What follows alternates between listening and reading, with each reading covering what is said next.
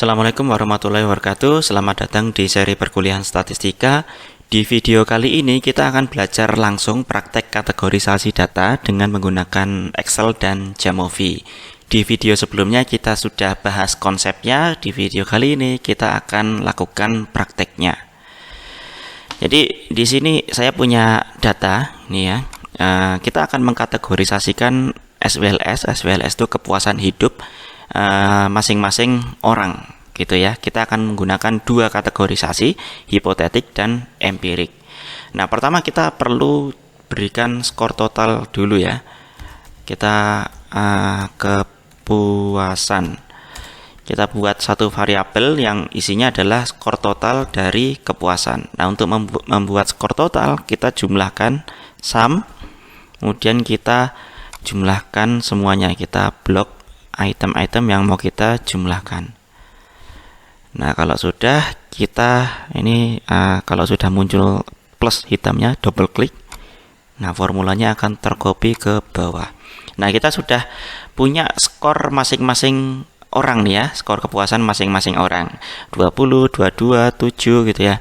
Nah, apakah orang ini kepuasannya tinggi atau rendah? Nah, kita akan berikan interpretasi itu. Nah, kita buat di sini kategori. Sebelum kategori kita akan mengubah menjadi z-score dulu. Nah, z-score hipotetik dan z-score empirik. Oke. Nah, kemudian kategori hipotetik dan kategori empirik.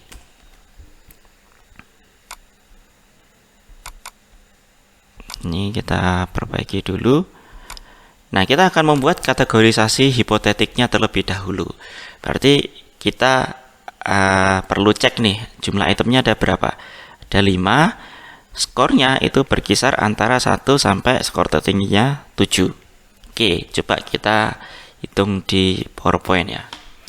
Nah, jadi kuesionernya ada 5 item, skornya 1 sampai 7. Berarti kalau orang itu jawab 1 semua, gitu kan? Berarti skor terendah yang mungkin diperoleh adalah 7, kan? Di sini 7. Skor tertinggi yang mungkin diperoleh adalah 7 kali 5, 35, gitu kan? Nah, skor terendahnya 7, skor tertingginya 35. Berarti rata-ratanya itu kan kalau di sini tengah-tengahnya itu berapa? 21. Ngitungnya bagaimana? 7 tambah 5 kali dibagi 2, 21. Jadi di sini 7, di sini 35. Nah, kemudian standar deviasi hipotetiknya berapa?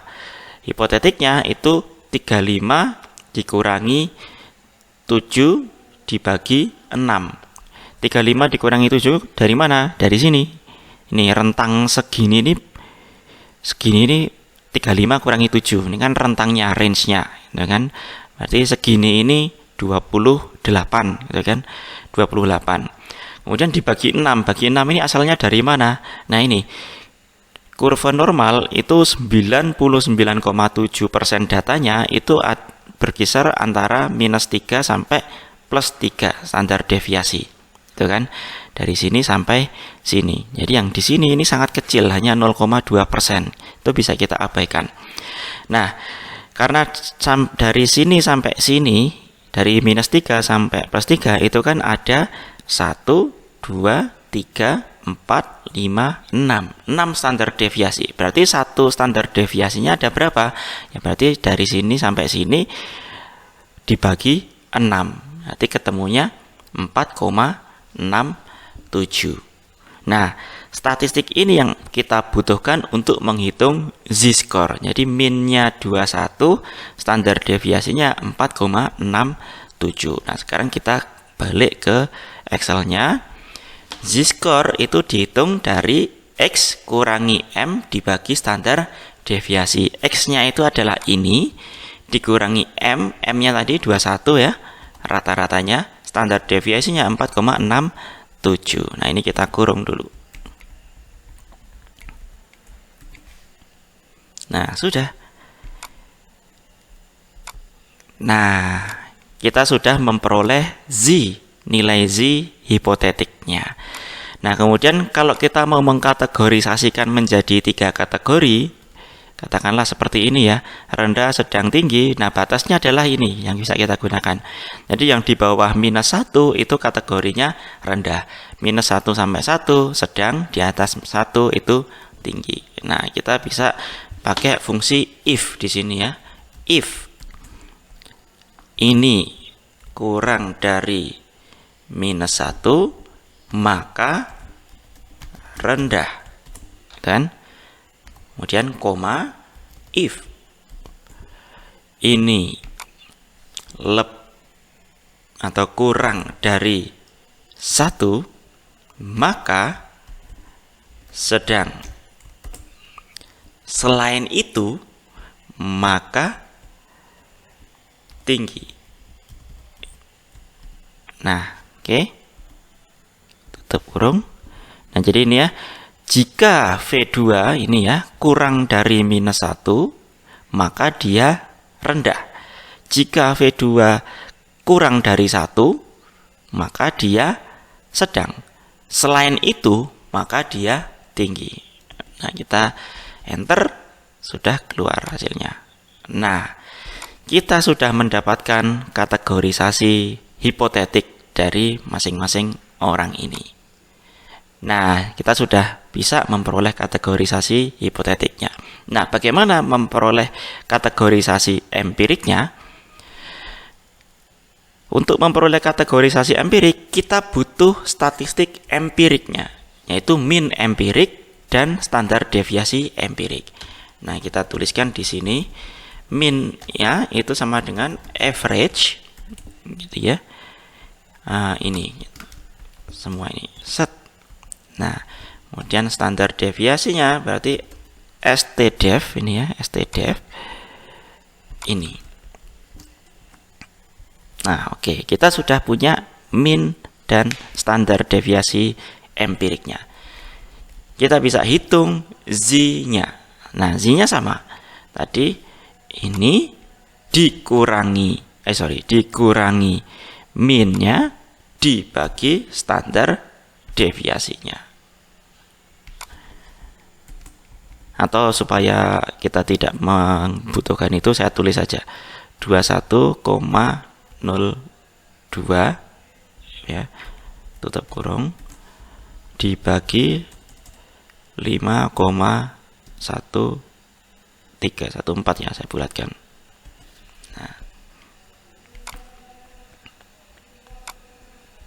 Nah, oke. Sekarang kita bisa buat kategorinya sama seperti tadi. Ini bisa kita hapus. Nah, ini sama dengan if jika ini W2 kurang dari -1, maka kategorinya rendah. Lagi, jika W2 kurang dari 1, maka kategorinya sedang. Selain itu, maka kategorinya tinggi. Oke. Nah, kita sudah mengkategorisasikan datanya dengan Excel. Nah, kalau kita mau membuat rangkumannya berapa persen yang sedang, berapa persen yang tinggi gitu ya, kita bisa gunakan Jamovi, lebih mudah untuk melihat secara deskriptif frekuensinya gitu ya. Nah, ini kita save dulu. Ini kita simpan dan kita buka Jamovi-nya.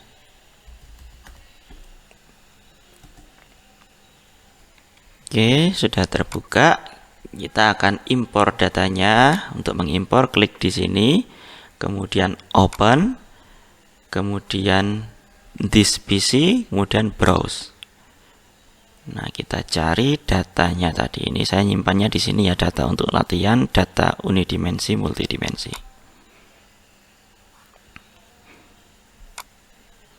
Nah, untuk melakukan analisis deskriptif distribusi frekuensi, klik di sini exploration, kemudian deskriptif. Kemudian kita masukkan tadi ya kategorisasi hipotetik dan empiriknya. Kemudian kita centang yang frekuensi table. Nah, ini sudah muncul kategorisasinya. Jadi ini kategorisasi hipotetik, ini kategorisasi empirik. Ini kebetulan hampir sama ya, meskipun ada sedikit perbedaan. Jadi secara hipotetik, jadi kita gunakan hipotetik itu untuk apa sih sebenarnya?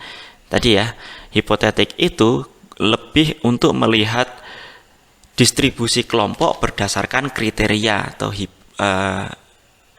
kriteria yang sudah kita tetapkan. Sedangkan empirik biasanya fokusnya adalah melihat interpretasi skor individu dibandingkan kelompok. Nah, kalau untuk kasus penelitian biasanya saya menggunakan hipotetik gitu ya. Karena kita tidak fokus ke skor individu, gitu kan. Kita fokusnya ke skor kelompok. Di samping itu kita belum memiliki norma gitu kan. Kecuali kita sudah punya norma, kita bisa pakai yang empirik gitu. Nah, dari sini kita bisa tahu bahwa yang kepuasan hidupnya rendah ada 18%, ini persentase kumulatif ya. Berarti yang ini ya kita lihat. Persentasenya ini. Yang rendah ada 18%, yang sedang ada 62%, yang tinggi ada 20%. Jadi sebagian besar itu kepuasan hidupnya sedang lah ya. Begitu juga kalau kita menggunakan kategorisasi empirik gitu. Nah, itu tadi cara untuk mengkategorisasikan menggunakan Z-score. Nah, mungkin banyak yang bertanya, kalau mau membuat 2 kategorisasi saja bagaimana? Kalau 2 kategorisasi tinggi dan rendah, gampang sekali. Ya batasnya adalah 0 gitu kan. Karena kan kalau Z-score itu kan selalu rata-ratanya 0 gitu kan. Jadi kalau di atas 0 pasti di atas rata-rata, berarti tinggi. Kalau di bawah 0 berarti rendah gitu. Nah, kelebihannya ketika kita mengkategorisasikan data berdasarkan Z-score ini, kita bisa dengan mudah mengkonversi Z-score ini ke skor-skor lain. Misalkan kita mau mencari persentilnya, gampang sekali. Bisa kita gunakan kalkulator persentil, atau kalau mau di Excel juga bisa di sini. Kita buat persentil ya. Nah, ini menggunakan norm fungsi ini ya, norm sdis ini. Kemudian z-nya. Nah, kemudian true. Nah, ini adalah nilai persentilnya. Jadi katakanlah si subjek nomor 1 ini persentil 42, 0,42 ya, berarti persentil 42. Artinya 42% subjek yang ada di sini itu skornya lebih rendah dari si S1 ini, si orang pertama ini. Gitu. Atau skornya kurang dari 20, yaitu 42%-nya. Nah, itu keunggulan kalau kita menggunakan Z-score. Dan kalau teman-teman mau mencoba melakukan sendiri, datanya nanti bisa di-download, linknya sudah saya taruh di deskripsi. Nah, itu saja dulu penjelasan mengenai kategorisasi data. Mudah-mudahan bisa dipahami. Kalau ada pertanyaan silahkan tuliskan di kolom komentar. Assalamualaikum warahmatullahi wabarakatuh.